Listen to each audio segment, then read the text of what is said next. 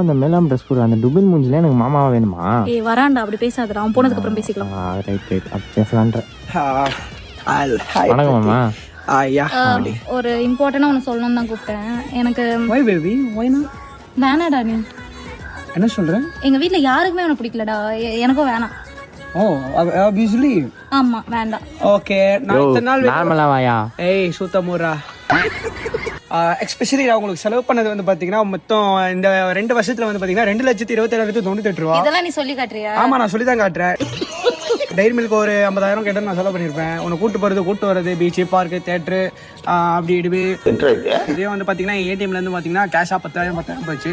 இதெல்லாமே மொத்தமாக சேர்த்து நான் அந்த அமௌண்ட் சொல்லிட்டேன். நீங்கள் கொடுத்தீங்கன்னா நான் ஓகே. அது மட்டும் இல்லாமல் உங்கள் தம்பிக்கு நான் ட்ரெஸ் வாங்கி கொடுத்துருக்கேன், ஜெட்டி வாங்கி கொடுத்துருக்கேன், பேண்ட் வாங்கி கொடுத்துருக்கேன், சேன் வாங்கி கொடுத்துருக்கேன், செயின் வாங்கி கொடுத்துருக்கேன், மோதிரம் வாங்கி கொடுத்துருக்கேன், கம்பல் வாங்கி கொடுத்துருக்கேன். அது மட்டும் இல்லாமல் உங்கள் அப்பாவுக்கு அப்பப்போ சரக்கடி காசு கேட்பேன்னு சொல்லிட்டு ஒரு 1000 ரூபாய் ஜிபே பண்ணிடுவேன். அது மட்டும் இல்லாமல் அவங்க அப்பா கூட சேர்ந்து